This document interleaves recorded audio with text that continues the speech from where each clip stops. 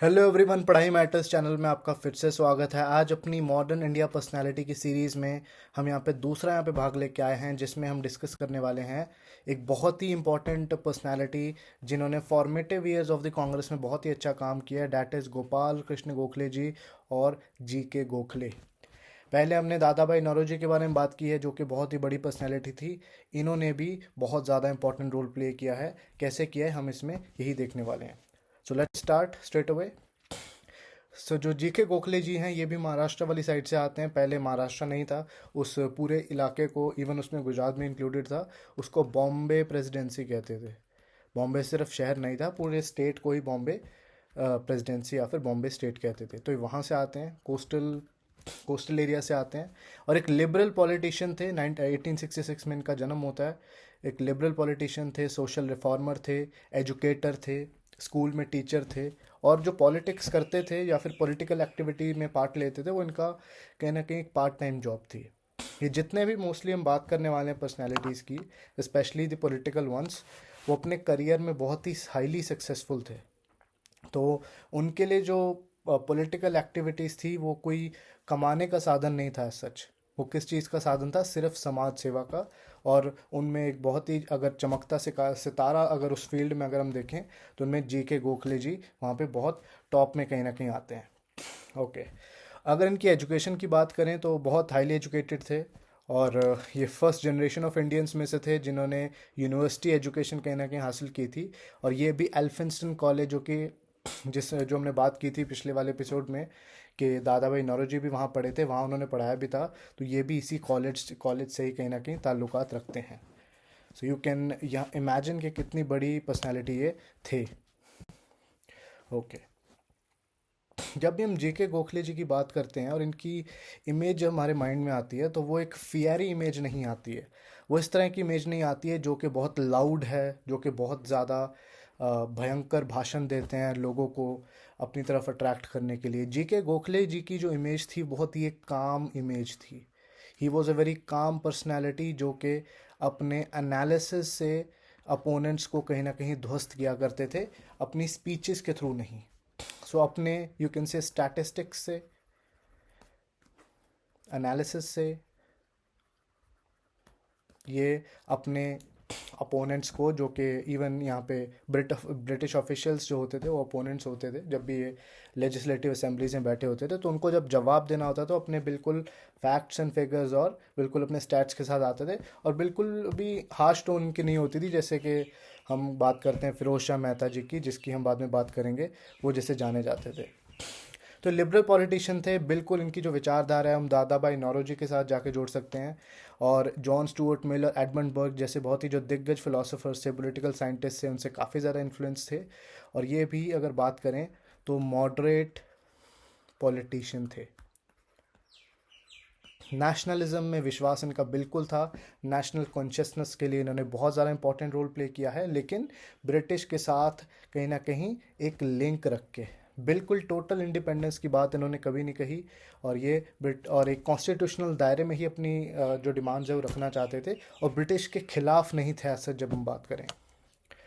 इनके साथ एक और इम्पॉर्टेंट पर्सनैलिटी का जो नाम जुड़ता है, that is justice Mahadev Govind Ranade ji, जिनको जस्टिस राणाडे भी बोल देते हैं। तो वो इनके यहाँ पे पॉलिटिकल गुरु थे। अगर हम बात करें तो he was the political Guru of Gokhale जी। और ये खुद भी बहुत बड़े एक दिग्गज पॉलिटिकल एक्टिविस्ट थे अपने टाइम के। और इनको, गोखले जी को, उनका मानस पुत्र भी कहा जाता था। पॉलिटिकल प्रटीज, दैट मीन्स कि ये कहीं ना कहीं उनके उत्तराधिकारी थे। ओके। अगर हम पॉलिटिकल एक्टिविटीज़ की बात करें, तो इन्होंने, अगर सोशल वाले फेज़ में भी अगर हम देखें, तो उन्होंने सर्वेंट्स ऑफ इंडिया सोसाइटी को यहाँ पे फाउंड किया, जो कि सारा जो वक्त है अपना इंडियन नेशनलिज्म में लगाते थे। इनके जो भी वॉल्टियर्स थे, वो नेशनलिज्म की एक्टिविटीज़ को प्रमोट करते थे। मोबाइल लाइब्रेरीज़ बनाते थे, मतलब गांव-गांव में जाके कहीं ना कहीं कुछ ना कुछ इन्फॉर्मेशन का प्रचार करना, लोगों को अवेयर करना चीज़ों के बारे में, एजुकेशन इंस्टीट्यूशंस को खोलना। तो इस तरीके की जो एक्टिविटीज़ थी, जो हम समाज सेवी वाली जो एक्टिविटीज़ मानते हैं, उनमें ये काफ़ी ज़्यादा इन्वॉल्व थे। और बाद में जब कांग्रेस में आए, तो मॉडरेट, बहुत ही दिग्गज मॉडरेट लीडर ये बने। ओके, इनका जो मेन जो मुद्दा था जब भी हम पॉलिटिकल एक्टिविटीज़ की बात करते हैं तो वो कहीं ना कहीं स्वराज को लेकर ही था, जिसको हम कहना कि सेल्फ रूल बोलते हैं। इसमें जो एजेंडा था वो बिल्कुल भी इंडिपेंडेंस का नहीं था। अगर हम यहाँ पे समझें कि टोटल इंडिपेंडेंस, तो ऐसा नहीं था। So Swaraj that was self rule within the British empire. तो इस चीज़ का हमें यहाँ पे खास ध्यान रखना है कि इनकी जो विचारधारा थी बिल्कुल ही दादा भाई नौरोजी जैसी थी या फिर जस्टिस राणा डे जैसी थी यहाँ पे। और सिमिलरली इन्होंने पूना साइड में भी एक बहुत इंपॉर्टेंट पॉलिटिकल ऑर्गेनाइजेशन बनाई, जस्ट लाइक बॉम्बे एसोसिएशन जो कि दादा भाई नौरोजी ने बनाई थी। इन्होंने पूना सार्वजनिक सभा में इंपॉर्टेंट रोल प्ले किया, इन्होंने बनाई नहीं थी। He played a very important role.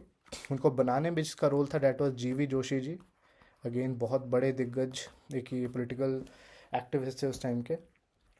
तो इसके थ्रू इन्होंने लोकल लेवल पे इंडियंस को अवेयर करना शुरू किया इस सभा के थ्रू, और इश्यूज को उठाना शुरू किया जो कि उस पर्टिकुलर एरिया को कहीं ना कहीं इफेक्ट करते थे। कहीं पे फेमीन आ जाए, कहीं पे कोई फार्मर्स की कोई दिक्कत आ जाए, या फिर और भी अगर ब्रिटिश को कोई डिमांड इंडियंस की रखनी होती थी, तो ये ऑर्गेनाइजेशन काफ़ी ज़्यादा इंपॉर्टेंट रोल प्ले करती थी before the formation of the Congress. Okay, बाद में ये कांग्रेस के, जब कांग्रेस में आए तो वहाँ पे प्रेसिडेंट बनते हैं बनारस सेशन में, जब स्वदेशी बॉयकॉट मूवमेंट चल ही रही थी बंगाल वाले रीजन में, और इवन बाकी एरियाज़ में भी उसका प्रभाव देखने को मिल रहा था। ओके, उसके बाद जो 1909 में रिफॉर्म्स आते हैं, मॉरले मिंटो रिफॉर्म्स, जो कि हालांकि नेशनलिस्ट ने कहीं ना कहीं इनको रिजेक्ट किया, उनमें काफ़ी इंपॉर्टेंट रोल इन्होंने प्ले करा। बस 1900s में ब्रिटिश गवर्नमेंट के साथ भी मिलकर इन्होंने काम किया। आई मीन लेजिस्लेटिव असेंबली का पार्ट थे, इंपीरियल काउंसिल का पार्ट थे। तो इसमें काफ़ी इनका रोल माना जाता है, even though this was rejected by the nationalist, क्योंकि उस टाइम पे एक्सट्रीमिस्ट जो थे वो कहीं ना कहीं इस चीज़ से खुश नहीं थे। ओके, तो अगर हम इनकी बात करें कि लेजिस्लेचर में किस इन्होंने क्या रोल प्ले किया, तो 1899 में बॉम्बे लेजिस्लेटिव काउंसिल में इलेक्ट हुए थे, और 1901 में imperial council of governor general में भी ये इलेक्ट हुए थे। तो आप जान सकते हैं कि कितनी बड़ी पर्सनैलिटी ये थी, कितने बड़े लेवल पे काम कर चुके थे, और पार्लियामेंट्री फेज़ में कितना ज़्यादा इनको एक्सपीरियंस था। उसी एक्सपीरियंस की बदौलत ही इन्होंने 1909 में रिफॉर्म में कहीं ना कहीं पार्ट लिया। हसन से अगर हम जस्टिस राणा की बात करें, ये उनके मानस पुत्र माने जाते थे, उत्तराधिकारी माने जाते थे। तो उन्होंने एक इंस्टीट्यूट भी स्टार्ट किया उनके नाम पर, that is Rana day institute of economics. Because पहले जितने भी हमारे जो पॉलिटिशियंस थे आज़ादी से पहले, जो कांग्रेस से या फिर लोकल और ऑर्गेनाइजेशन से जुड़े हुए थे, वो काफ़ी अगर हद तक देखें तो एजुकेशन डिपार्टमेंट से ही थे, एजुकेशनिस्ट थे, या फिर वो जर्नलिस्ट थे, या फिर इवन लॉयर्स। तो बहुत हाईली प्रोफेशनल पीपल थे उस टाइम पे, सबसे ज़्यादा प्रोफेशनल पीपल थे पूरे, अगर हम इंडिया की बात करें। ओके, और इनकी अगर गोखले जी की बात करें तो इन्होंने फॉरेन टूर्स भी लगाए हैं।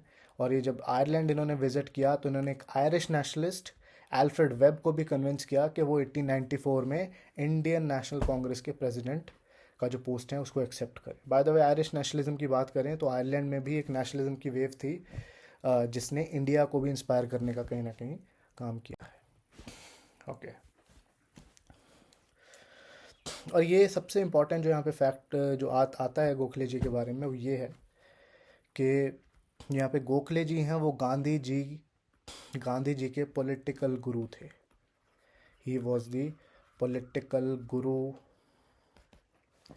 ऑफ गांधी जी, और गांधी जी को काफ़ी ज़्यादा इन्होंने इंस्पायर किया। और जब गांधी जी वापस आए थे 1915 में साउथ अफ्रीका से, तो इनकी ही सलाह थी कि आप कुछ भी पॉलिटिकल एक्टिविटी करने से पहले 1 साल पूरा टूर मारें, उसके बाद ही कोई ना कोई स्टेप उठाएं। तो गांधी जी इनके बारे में लिखते हैं कि he was pure as a crystal, gentle as a lamp, brave as a lion and chivalrous to a fault, and the most perfect man in the political field. और बाय द वे, अगर इनके relations की बात करें बाकी leaders के साथ कैसे थे, तो तिलक जो थे खुद बहुत बड़े लीडर, बाल गंगाधर तिलक जी, तो उनके ये पॉलिटिकल राइवल थे।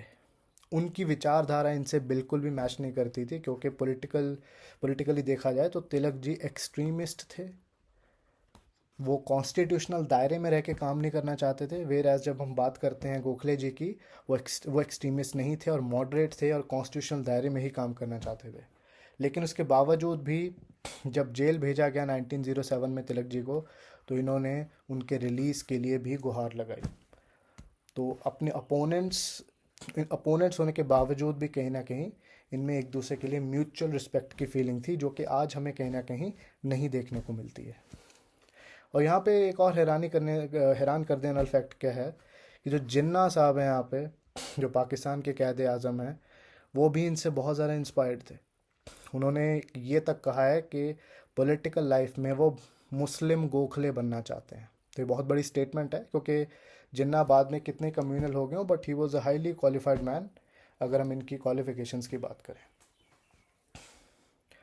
ओके, अगर इनके वर्क्स की बात करें तो हितवाद, पीपल्स पेपर, ये वहाँ उसमें रोल प्ले करते थे, एक पेपर था हितवाद। और सुधारक को भी इन्होंने एडिट किया है, सुधारक नाम का पेपर। तो ये इम्पॉर्टेंट इन्फॉर्मेशन है जीके गोखले जी के बारे में। और एक और चीज़ आपने याद रखनी है कि इन्होंने कहीं पे बहुत ज़्यादा इम्पॉर्टेंट रोल प्ले किया है, तो वो है इंडेंचर्ड लेबर की जो कंडीशन है उसमें इम्प्रूवमेंट में। इंडेंचर्ड लेबर, जिसको हम गिरमिटिया भी कहते हैं। गिरमिटिया थे जो जो लेबरर्स थे, जो फॉरेन में जाके खेतों में काम करते थे। कॉन्ट्रैक्ट लेबर भी जिसको हम कहते हैं, जैसे फिजी में, मॉरिशस में, गयाना जैसे कंट्रीज़ में बहुत इंडियंस आज भी रहते हैं। तो उस टाइम पे गए थे, तो उनकी कंडीशन भी उतनी अच्छी नहीं थी, तो उनके लिए भी इन्होंने काफ़ी कैंपेन्स किए हैं।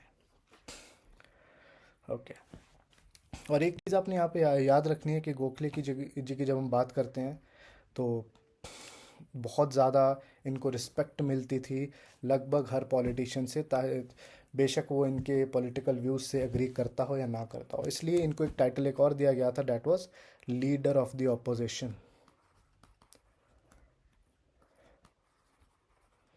Leader of the opposition. तो आई होप आपको आज का एनालिसिस हमारा अच्छा लगा होगा। ऐसे ही एनालिसिस के साथ हम बाकी वीडियोस में भी आते रहेंगे। आप इनको रिवाइज करते रहिएगा और अपना ध्यान रखिएगा। जय हिंद।